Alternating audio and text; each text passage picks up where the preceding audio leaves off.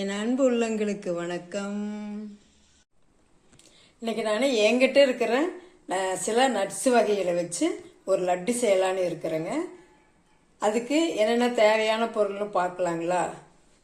நான் தாமரை விதை எடுத்துருக்கிறேங்க. மக்ரோனின்னு சொல்லுவாங்க இல்லைங்களா, அது தாமரை விதை ஒரு 20 கிராம் எடுத்துருக்கிறேங்க. அப்புறம் ஆளி விதை 20 கிராம், பூசணி விதை 20 கிராம், அப்புறம் சன்ஃப்ளவர் சீட் விதை 20 கிராம், சூரியகாந்தி விதை 20 கிராமுங்க. அப்புறம் பார்த்தீங்கன்னா முந்திரி ஒரு 20 கிராம், பாதாம் 20 கிராம், கருப்பு திராட்சை ஒரு 20 கிராம், அப்புறம் பிஸ்தா ஒரு 20 கிராம், பேர்ச்சம்பழம் ஒரு 100 கிராம் எடுத்துருக்கிறேங்க. பேர்ச்சம்பழம் மட்டும் கொஞ்சம் அதிகமாக எடுத்துக்கிட்டேன். இப்போ இதை நம்ம ஒன்றொன்னா வறுத்துக்கலாங்க. ஃபஸ்ட்டு திராட்சையை வறுத்துக்கலாங்க. கருப்பு திராட்சையை முதல்ல நெய் ஊற்றி வறுத்துக்கலாங்க. ஒரு 2 ஸ்பூன் நெய் ஊற்றுறேன்.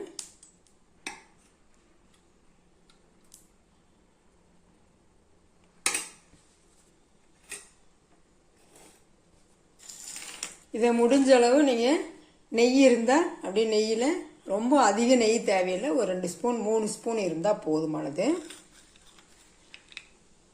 இப்போ நம்ம அந்த திராட்சையை வறுத்து எடுத்துக்கலாங்க.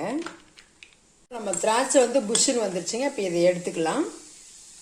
உங்ககிட்ட வெள்ளை திராட்சை இருந்தாலும் போட்டுக்கோங்க, நார்மல் திராட்சை இருந்தாலும் போட்டுக்க. நான் கருப்பு திராட்சை போட்டால் நல்லதுன்னு சொல்லிட்டு அது போட்டிருக்கிறேன்.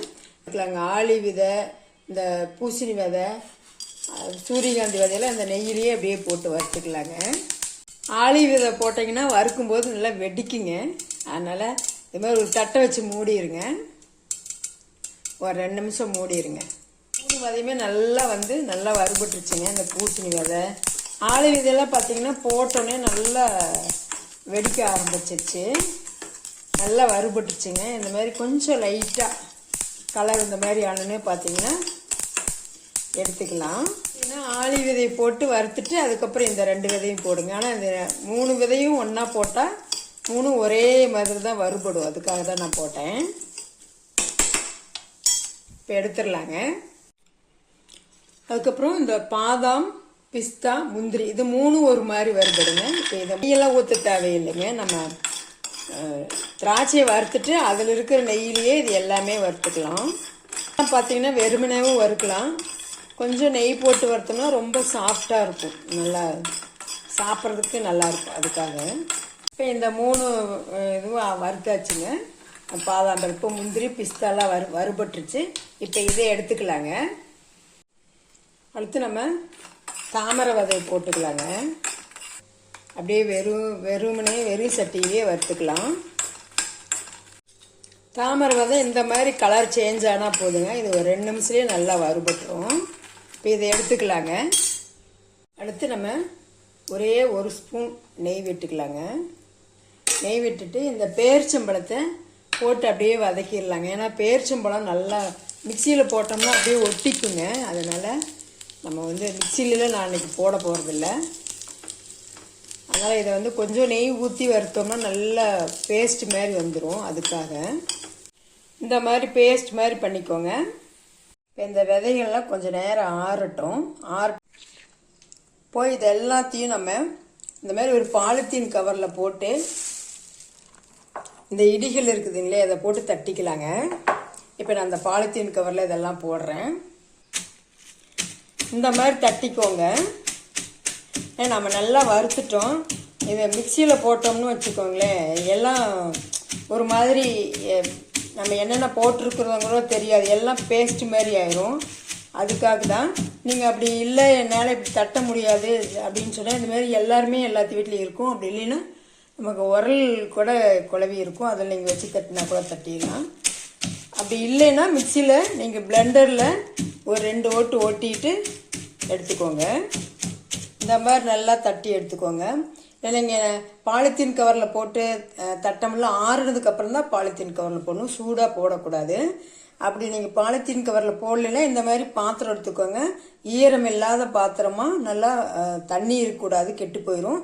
பெரிய அகலமான பாத்திரமாக எடுத்துட்டிங்கன்னா இப்போ இந்த இடிகளில் போட்டு அப்படியே அழுங்காமல் நம்ம நல்லா வறுத்துட்டோம் அப்படின்னா நல்லா லைட்டாக அப்படி தட்டி கொடுத்தாவே நல்லா நுணுங்கிக்கும், நல்லா இதாயிரும், உடப்பட்டுரும்.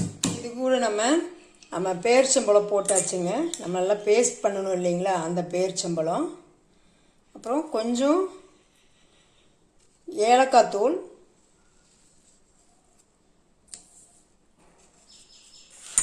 இது கூட நம்ம கொஞ்சம் தேன் ஊற்றி பிடிச்சிக்கலாங்க. ஃபஸ்ட் நம்ம பேரிச்சம்பழத்தை வந்து இந்த கொட்டையில் போட்டு எல்லாம் பிசைஞ்சிக்கலாம். அதுக்கப்புறம் இந்த மாதிரி நல்லா எல்லா பக்கமும் இந்த பேரிச்சம்பழம் வர்ற மாதிரி நல்லா கலந்து விட்டுக்கலாங்க. இப்போ நம்ம இது கூட தேன் கொஞ்சம் ஊற்றிக்கலாம்.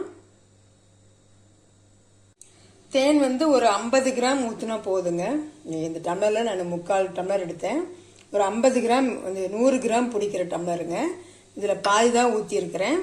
50 கிராம் தேன் இருந்தால் போதுங்க. நம்ம கடையிலலாம் போய் வாங்கணும்னு வச்சுக்கலேன். இப்போ இதுவே பார்த்தீங்கன்னா இந்த எல்லாத்துலேயுமே 20 கிராம் தான் போட்டேன். நான் வந்து கடையில் 100 கிராம் வாங்கினேன். இப்போ பார்த்தீங்கன்னா எனக்கு இன்னும் ஒரு 3 டைம் 4 டைம் செஞ்சிடலாம். இதுக்கே பார்த்தீங்கன்னா ஒரு 10 லட்டு 12 லட்டு வருங்க. ஆனால் கடையில் போய் கேட்டோன்னு வச்சுக்கோங்களேன், ஒரு 10 லட்டு தான் இருக்கும். அதுவே பார்த்தீங்கன்னா 400 ரூபா 450 ரூபா அப்படியெல்லாம் விலை சொல்கிறாங்க. எல்லா நட்டும் கலந்து நம்ம வீட்டில் நம்மக்கிட்ட என்னென்ன சீட்ஸ் இருக்குதோ அதை போட்டுக்கலாம். ஓட்ஸ் போட்டுக்கலாம், நிலக்கடலை இருந்தால் நிலக்கடலை போட்டுக்கலாம். அதுமாதிரி நம்மக்கிட்ட என்னென்ன சீட்ஸ் இருக்குதோ அதை போட்டு நம்ம பண்ணலாம். இதே தான் பண்ணணும் அப்படிங்களா. ஆனால் பேரிச்சம்பழமும் திராட்சையும் சேர்த்துக்கோங்க. அப்போ தான் நமக்கு பைண்டிங் வந்து பிடிக்கிறதுக்கு ரொம்ப நல்லாயிருக்கும். நான் சொன்ன அளவுகளை ஃபாலோ பண்ணி நீங்கள் செய்யுங்க. உங்களுக்கு அளவுகள் அதிகமாக வேணும் அப்படின்னா நீங்கள் 50 கிராம் போட்டுக்கலாம். இந்த மாதிரி நல்லா அழுத்தி பிடிங்க. இல்லை கையில் ஒட்டுற மாதிரி இருந்துச்சுன்னா நீங்கள் கொஞ்சமாக நெய் தடவிக்கிட்டே பிடிங்க. இப்போ நமக்கு நட்ஸு லட்டு சூப்பராக ரெடி ஆயிடுச்சுங்க. ஏன் நம்ம தேன் வந்து ஊற்றி தான் பிடிச்சாகணும். அதாவது பேரிச்சம்பழம் அதிகமாக போட்டும் நல்லா நான் வதக்கினேன் இல்லைங்களா, அதுமாரி நல்லா பேஸ்ட் மாதிரி பண்ணியும் பிடிக்கலாம். தேன் ஊற்றி நீங்கள் பிடிச்சிங்கன்னா அதில் வந்து நமக்கு சீக்கிரம் கெட்டு போகாது. அதே நேரத்தில் ஒரு 10-20 நாளைக்கு கூட அப்படியே வச்சுருக்கலாம்.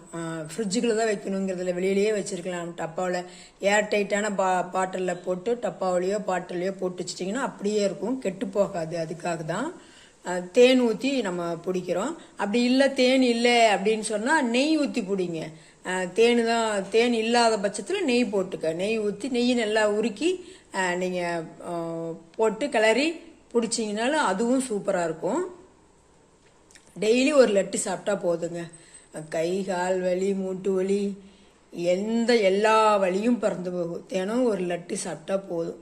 அதுக்கு ஒரு அரை மணி நேரம் இருந்தால் போதும். செஞ்சு நீங்கள் டெய்லியும் குழந்தைங்களுக்கு நம்மளும் சாப்பிட்லாம். லேடிஸும் 30 வயசுக்கு மேலே பார்த்தீங்கன்னா பேக் பெயின் வருது, எல்லா விதமான பெயினும் வருது. அதனால் லேடிஸுக்கும் நமக்கும் நல்லது தான்.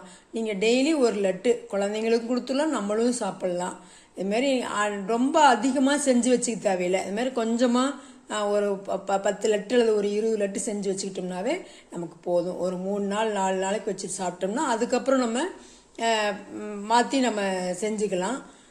நீங்கள் வந்து இதை செஞ்சு பார்த்துட்டு எப்படி இருக்குதுன்னு கமெண்ட் பண்ணுங்கள். பிடிச்சிருந்துன்னா சப்ஸ்கிரைப் பண்ணுங்கள்.